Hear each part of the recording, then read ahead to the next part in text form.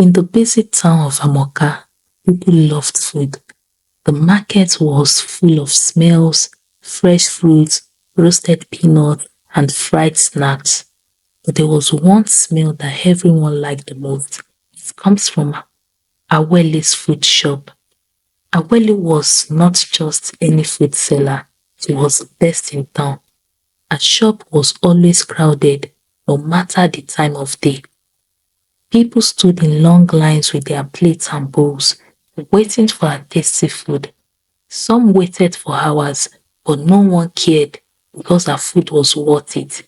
The food is magic, people said. Awele's food smelled so good, it could make your tummy growl, even if you had just eaten. She cooked all kinds of meals, hot jollof rice, spicy soups, soft pounded yam, and beans cooked just right. But there was something strange about her food. No matter how much you ate, you never felt full. Why don't I feel full after eating? A man asked his wife one day. Maybe our food is too good, she answered.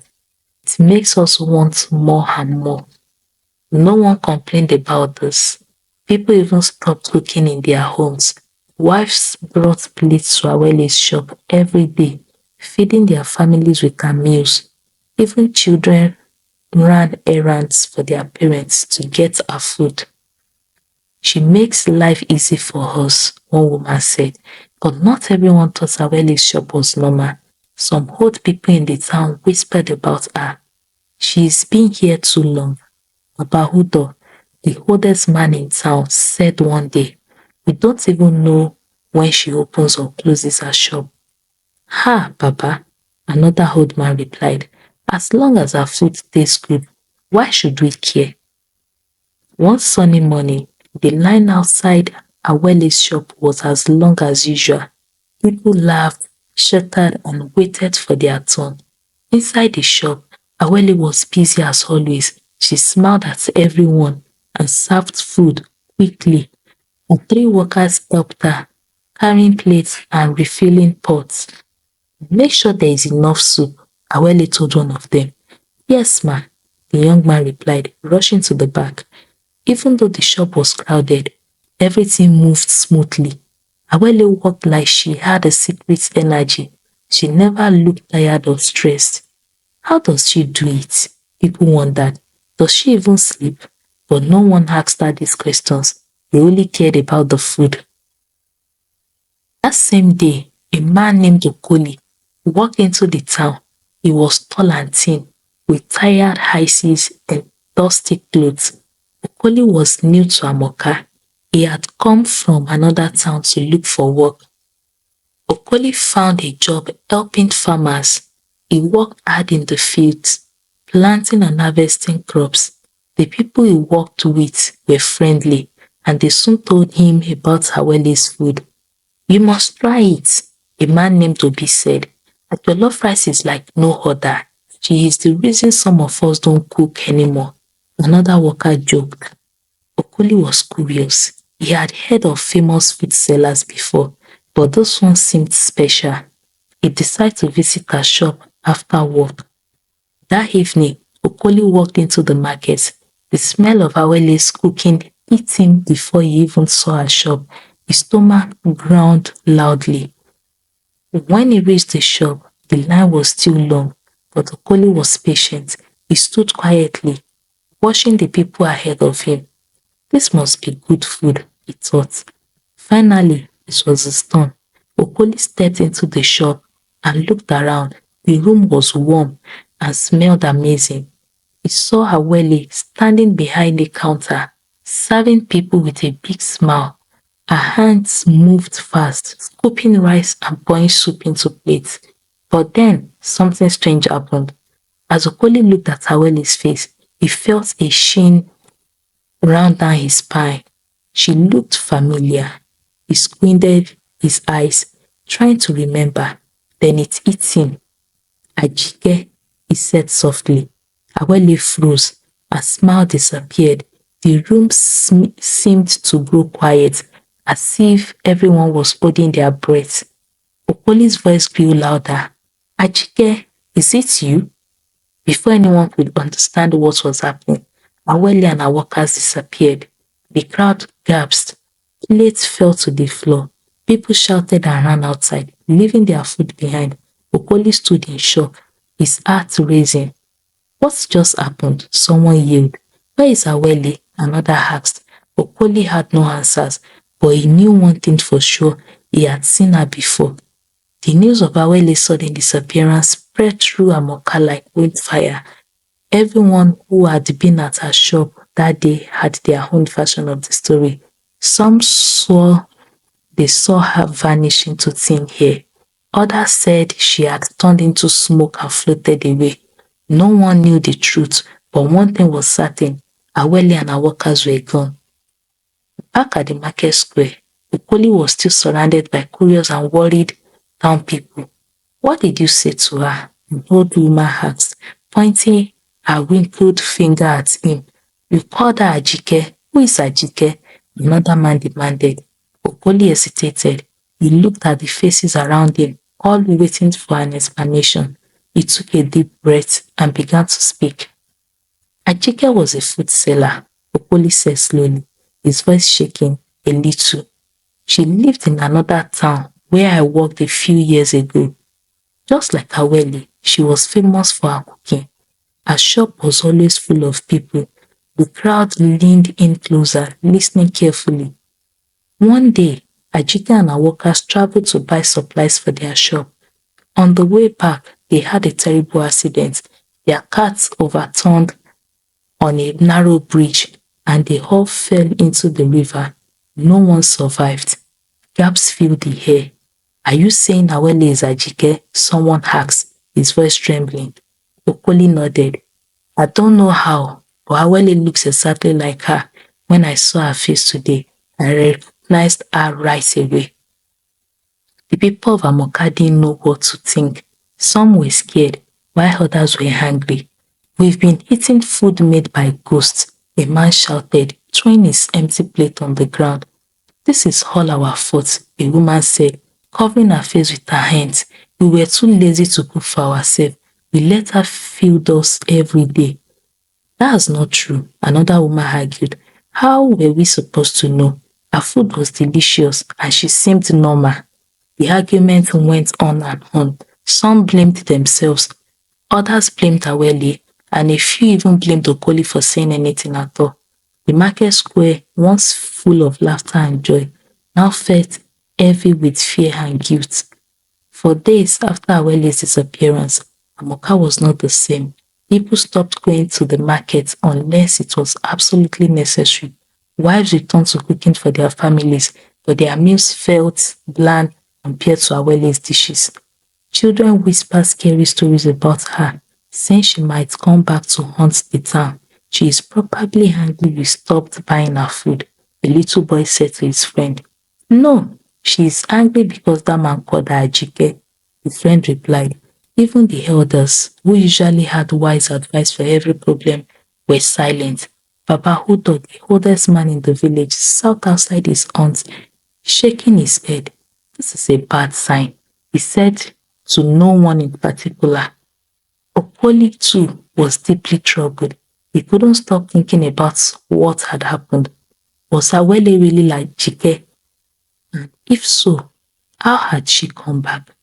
Late one night, as he lay on his mat, memories of Ajike flooded his mind. He remembered her cheerful laughter, the way she always wore a bright headscarf, and how her food had brought people together. She was kind, he thought.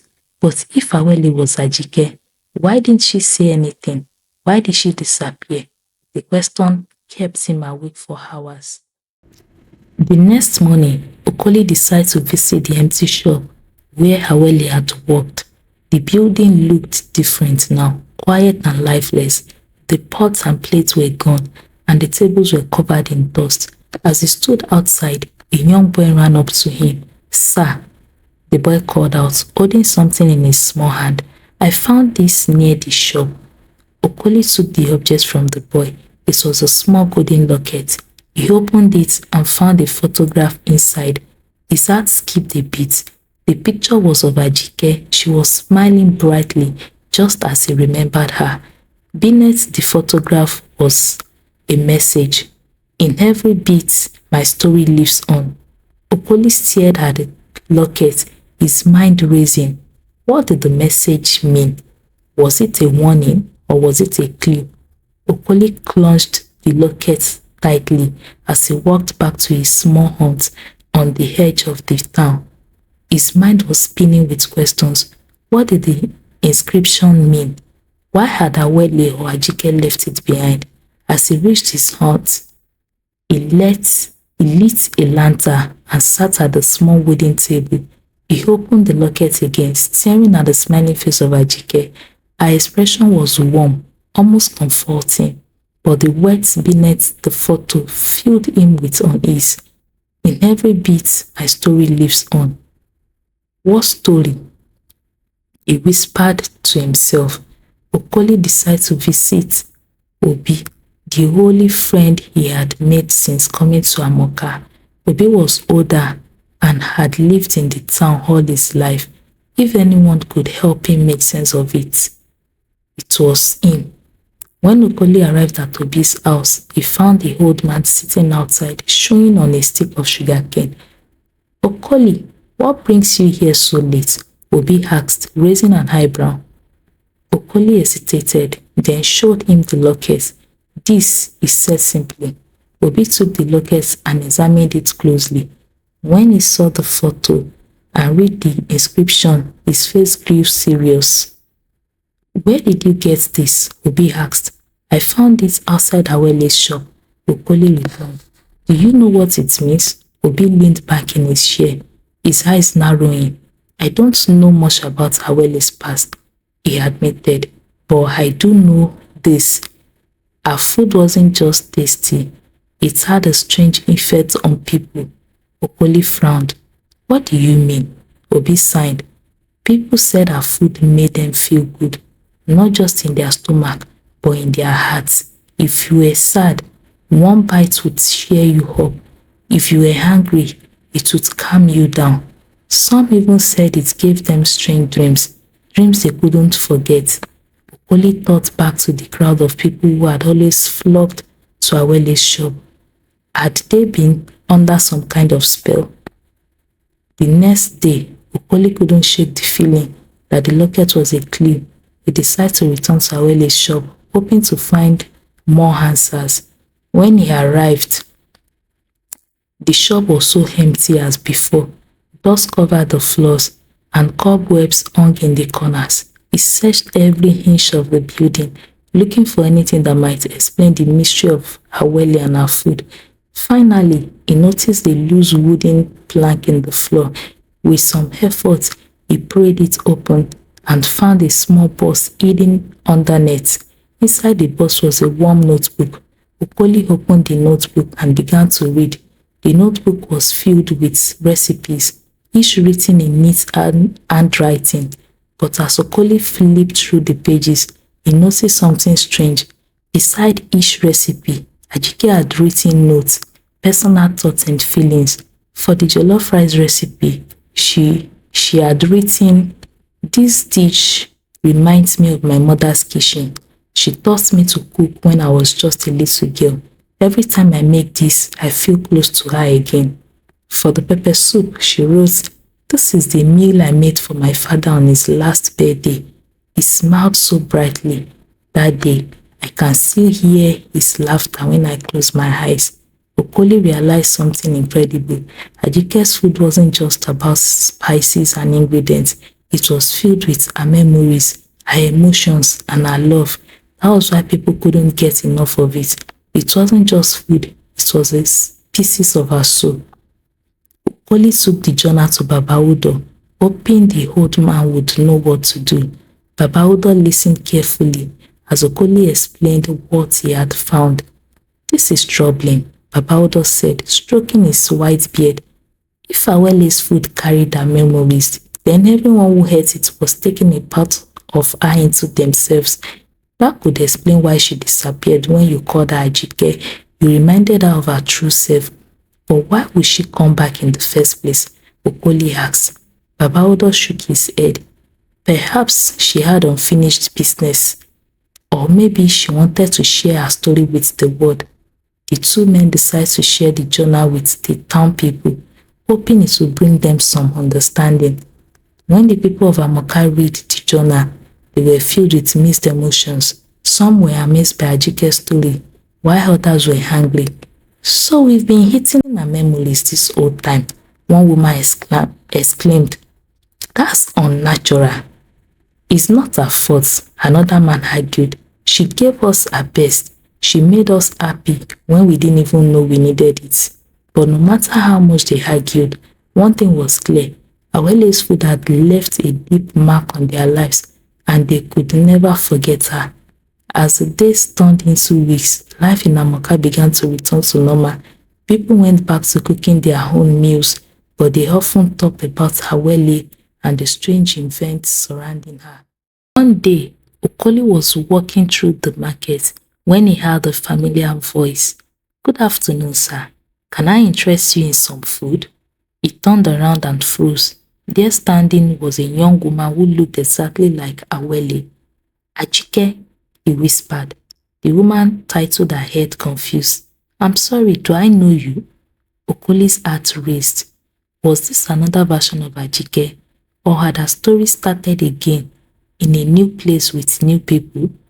He didn't know the answer, but as he walked away, he couldn't shake the feeling that the story of Awele or Ajike was far from over. The end. Please let me know what you think about the story in the comment section. Please like, comment, share. Please, if you're here to subscribe, please subscribe to my channel. Help me, support me. Thank you. See you in my next story. Bye.